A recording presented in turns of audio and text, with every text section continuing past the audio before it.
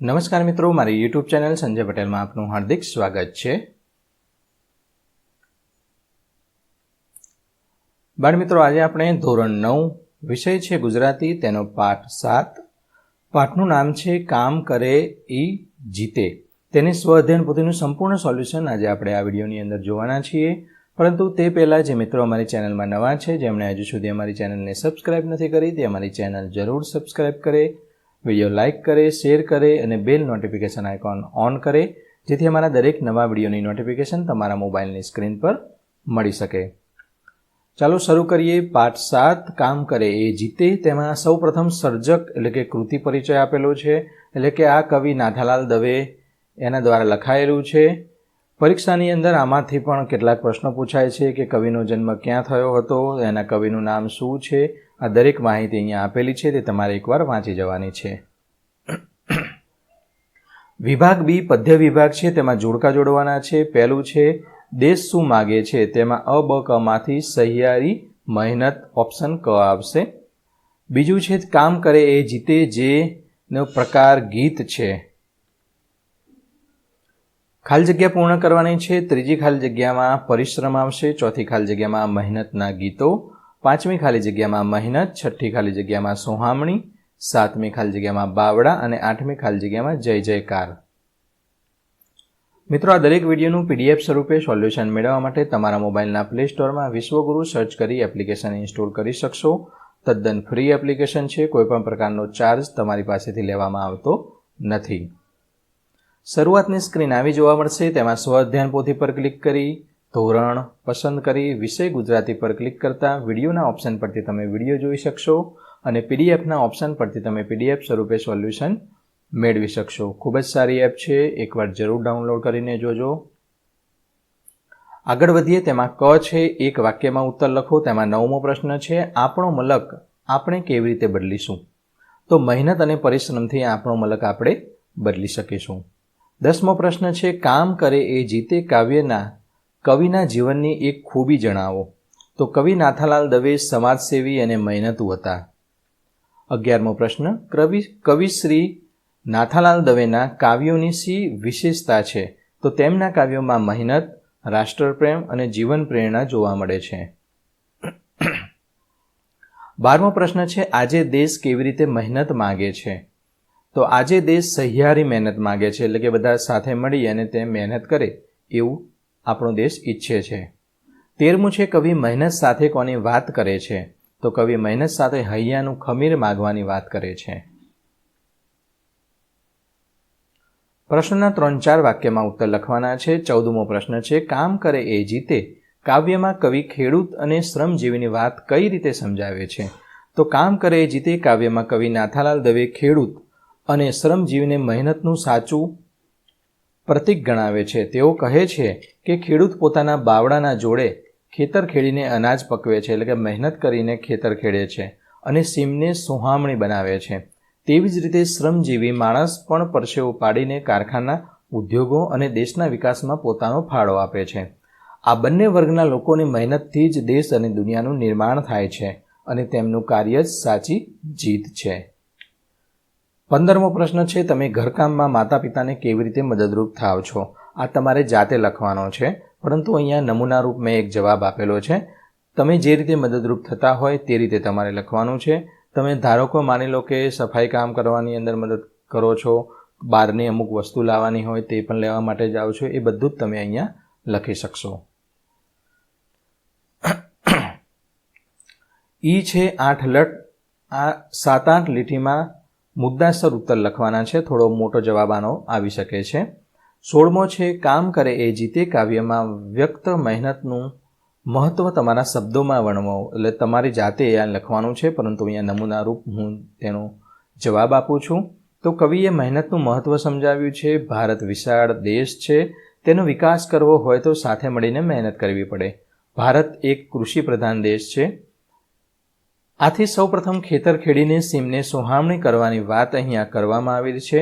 નદીઓને જોડી તેના નીર ભારતના ખૂણે ખૂણે પહોંચાડવાના છે, એટલે જ ભારત દેશ તેમની પ્રજા સાથે સામૂહિક મહેનતની અપેક્ષા રાખે છે। હાથમાં ત્રિકમ ને કોદાળી લઈ ખેતરો ખેડવાના છે। અત્યારે તો જો કે ટ્રેક્ટર આવી ગયા છે, ખેડૂત બળદનો ઉપયોગ પણ કરતો નથી. ઘર ઘરમાં રેટિયા ચલાવવાના છે, જે ગાંધીજીએ રેટિયો દ્વારા કાપડ બનાવતા હતા, રેટિયોથી એનું કાપડ વણતા હતા, તે વાત અહીંયા કરેલી છે. પ્રજાના હૈયામાં ખમીર હશે તો તેઓ પોતાના બાવળાના બળે એટલે કે મહેનતથી માત્ર ભારત દેશનો જ નહીં સમગ્ર વિશ્વનો ચહેરો બદલી શકાશે. દરેક વ્યક્તિએ સ્વાવલંબી થવાનું છે, એટલે કે પોતાનું જે કામ છે, પોતાના માટે જે વસ્તુ કરવાનું છે એ દરેક વસ્તુ પોતે જાતે જ કરવી પડશે અને મહેનત કરવી પડશે. મહેનત કરીને પોતાનું સન્માન જાળવવાનું છે. જે મહેનત કરે એ જ જીતે અને તેની મહેનતનો જય જયકાર થાય છે, એવું આ કાવ્યમાં કહેવામાં આવેલું છે. 17મો પ્રશ્ન છે, તમે જોયેલા કોઈપણ શ્રમજીવીના કામનું વર્ણન તમારા શબ્દમાં કરો. શ્રમજીવી એટલે મોટે ભાગે કારીગરો એની અંદર આવી શકે. માની લો કે કોઈ સુથાર છે, તો કઈ રીતે કામ કરે છે, તો તે લાકડું છે એને રંધાથી છોલી અને લીસું બનાવે છે, ત્યારબાદ સનમાઇકા ચોંટાડે છે અને સરસ મજાનું એવું ટેબલ બનાવે છે. આવું બધું તમે લખી શકો. કઈ પ્રકારની મહેનત કરે છે. કડિયા વિશે લખો તો કડિયો છે સૌપ્રથમ ઈંટો ચડાવે છે, ઈંટોને પછી એક એક ઈંટો મૂકી તેમાં સિમેન્ટ કોન્ક્રીટનો કે એનો માલ ભરી, અને આ બધું તો કારીગરો જ શ્રમ વધારે કરતા હોય છે. તો તેમાં આ રીતે તમે જવાબ લખી શકો. અહીંયા ઈંટોની જ વાત કરેલી છે, કડિયાની જ વાત કરેલી છે. કડિયો કઈ રીતે દિવાલ બનાવે છે, દિવાલ ચણે છે, સળિયા બાંધે છે, સેન્ટિંગનો તમામ સામાન છે. ધાબુ ભરવું હોય તો આપણે તમે જોયું હશે આટલા બધા માણસો એના ઉપર કામ કરતા હોય તો પણ એક નીચે ટેકો મૂકે હોય, ટેકો પણ હલતો નથી. તો આવી એક મહેનત કરે છે, જે પણ સારી રીતે અને સારું કામ થાય એ પ્રકારની મહેનત કરે છે. એવું નહીં કે મહેનત કરવાનું કીધું એટલે ઊંધું ગાલીને મહેનત કર્યા જ જવાનું. ધારો કે તમે પરીક્ષાની અંદર મહેનત કરતા હોય તો નકરું વાંચ કરવું એવું જરૂરી નથી. એમાં કઈ પ્રકારના પ્રશ્નો પૂછાશે, કેવા પ્રશ્નો પૂછાશે અને એને ટાર્ગેટમાં રાખી અને મહેનત કરો તો તમારો નંબર સારો એવો આવી શકે. ઊંધું ગાલીને મહેનત કરો, એમ મહેનત કરીએ અને તેનું કોઈ ફળ સારું એવું મળશે નહીં. મહેનત એનું ફળ મળશે પરંતુ એટલું બધું નહીં મળે. સ્માર્ટ વર્ક કરવાનું, અંગ્રેજીમાં આપણે વાત કરીએ તો આ પ્રકારે તમે જવાબ તેનો લખી શકશો. મિત્રો, તમને વિડીયો સારો લાગે તો લાઇક કરો, તમારા મિત્રોને શેર કરો અને કોમેન્ટમાં જણાવો કે તમને વિડીયો કેવો લાગ્યો.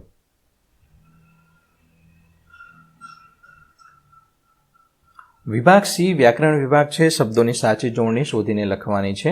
તો સોહામણી આ રીતે લખાશે: મજિયારી, દુનિયા, ભીંત અને બુલંદ. આગળ ધ્વનિ ઘટકો છૂટા પાડવાના છે. આપણે નાના હતા ત્યારે પહેલા બીજાની અંદર ખોડો ક, ખોડો ખ એટલે કે ક લખીએ તો કની નીચે એક નાનું એવું લીટું કરતા હતા. તો આ પ્રમાણે તમારે ધ્વનિ છૂટી પાડવાની છે.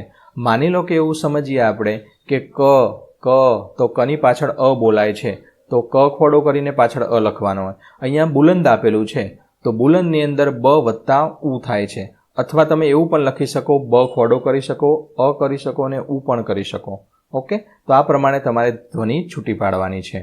તે જ રીતે નદિયું, હૈયા, ત્રિકમ, કોદાળી અને પ્રીત, આ પ્રમાણે તમે ધ્વનિ છૂટી પાડી શકશો.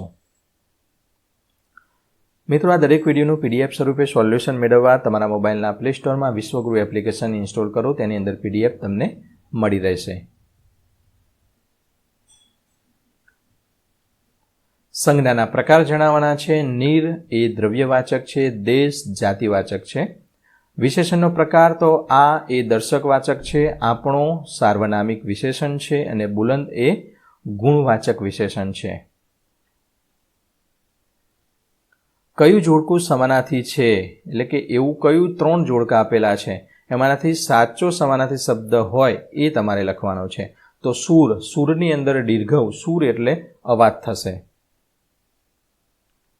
મલક એટલે પ્રદેશ, મહેનત એટલે શ્રમ, ખમીર એટલે કૌવત. તો આ જોડકા સાચા છે.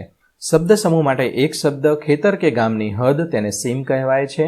જમીન ખોદવાનું એક ઓજાર કોદાળી, વહાણનો મુખ્ય ખલાસી સુકાની, સૂતર કાતવાનું યંત્ર જે ગાંધીજી વાપરતા હતા તે રેટિયો. લિંગ ઓળખાવાના છે. અહીંયા માલમ તો પુલ્લિંગ છે, ખેતર તો નપુંસકલિંગ છે. હવે લિંગ ઓળખવા માટે એક સાદી પદ્ધતિ છે કે કોઈ પણ વસ્તુને એ રીતે પ્રશ્ન પૂછો. ધારો કે ખેતર તો કેવું, કેવું, કેવી આવું બધું આવે ત્યારે નપુંસકલિંગ આવે. માની લો કે કોઈ પુલ્લિંગની વાત કરવી હોય તો તે કેવો એવું આવે ત્યારે પુલ્લિંગ કહેવાય, અને કેવી આવે ત્યારે સ્ત્રીલિંગ કહેવાય. ધારો કે મહેનત, તો મહેનત કેવી તો સારી મહેનત તો સ્ત્રીલિંગ આવે. મલક તો મલક કેવો તો પુલ્લિંગ આવે. ખમીર, ખમીર કેવું, ખમીર કેવો કેવી એવું તો કહેવાય નહીં, તો ખમીર કેવું તો નપુંસકલિંગ. ત્રિકમ તો ત્રિકમ કેવું તો પુલ્લિંગ. કાગળ પુલ્લિંગ છે. તળપદા શબ્દોના શિષ્ટ રૂપ: વેળા એટલે સમય, ઈ એટલે તે, મલક એટલે પ્રદેશ, અમોલું એટલે કિંમતી, મજીયારું એટલે સામૂહિક, જોર એટલે બળ. વિરુદ્ધાર્થી શબ્દ આપવાના છે: દેશ તો વિદેશ અથવા પરદેશ, સોહામણું એટલે કદરૂપું, ઊંચાનું નીચું, જીત તો હાર. અહીંયા મૂળ શબ્દમાં રેફ એટલે કે પૂર્વના ઈ અને દીર્ઘઈ કઈ રીતે થાય અને તેનું અહીંયા થોડું માર્ગદર્શન આપેલું છે, તે તમારે જોઈ લેવાનું છે. આ ઘણું તમને મદદરૂપ થશે. વિભાગ ડીની અંદર લેખન વિભાગ છે, તેમાં નીચે એક પંક્તિનો વિચાર વિસ્તાર કરવાનો કયો છે. પંક્તિ આપી છે: સફળતા જિંદગીની હસ્તરેખામાં નથી હોતી, ચણાયેલી ઇમારત તેના નકશામાં નથી હોતી. ટૂંકમાં અહીંયા એવું કહેવા માગે છે કે સફળતા મેળવવા માટે ઘણા લોકો જાય કે જો મારા હાથની રેખામાં તો આવું છે, તો મારી રેખા છે બહુ ઘાટી છે, તો બહુ ઘાટી છે તો મને બહુ બધી સફળતા મળશે. અરે ભાઈ, જે કામ કરે છે એને બિચારાને હાથ એટલા ઘસાઈ ગયા હોય છે કે એની રેખા જ ઘણી ભૂસાઈ ગઈ હોય છે, તો શું એનું જીવન આગળ નહીં વધતું હોય? એ આગળ નહીં મહેનત કરીને આગળ વધ્યો છે તો એને સફળતા મળવાની જ છે. કૃષ્ણ ભગવાને એમ કીધેલું છે ગીતાની અંદર, તું કામ કરતો જા, હાક મારતો જા, ફળની આશા રાખે નહીં, ફળ આપવા માટે હું તૈયાર છું. એટલા માટે જે મહેનત કરે છે અને એનું ફળ એને અવશ્ય મળે જ છે. એ જ રીતે ચણાયેલી ઇમારત એના નકશામાં નથી હોતી, એટલે કે ચણાયેલી ઇમારત છે એનો નકશો ખાલી જ દોરેલો કેવો હોય, આ રીતે તમારે નીચે ગ્રાઉન્ડની અંદર તમારે પાયા ખોદવાના, આવું કરવાનું તેવું. ત્યારબાદ ઇમારત ચણાઈ જાય પછી, એ ઇમારત ચણાઈ જાય પછી કેવી લાગશે એ તો આપણે ખાલી 3Dમાં અત્યારે ટેકનોલોજીના માધ્યમથી જોયું હોય, પરંતુ તે નકશામાં એ જ ચણાઈ ગઈ છે એ ઇમારત તો હોતી જ નથી. જે 3D બનાવ્યું છે એ રીતે એ ચણાયેલી ઇમારત બનશે, પરંતુ એ નકશામાં હોતી નથી. તો આ વિચાર વિસ્તારની સંકલ્પના તમે આ રીતે સમજાવી શકો.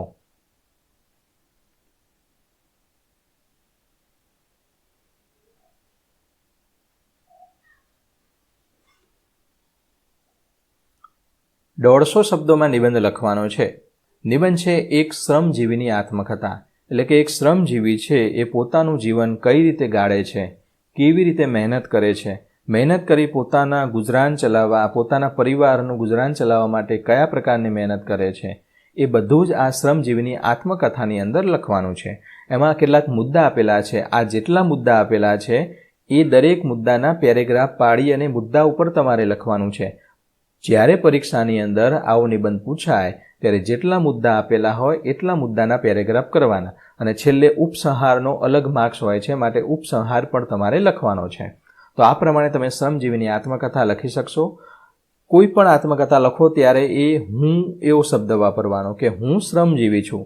ધારો કે છત્રી વિશેની આપણે અગાઉ આત્મકથા લખી, તો હું એક છત્રી છું, મારો ઉપયોગ આ રીતે લોકો કરે છે, હું લોકોની મદદ કરવામાં આ રીતે થઉં છું.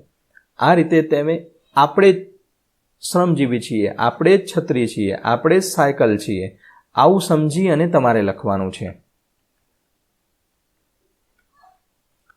તો આ પ્રમાણે તમે નિબંધ છે તે લખી શકશો. સારા અક્ષરે લખવાનો છે.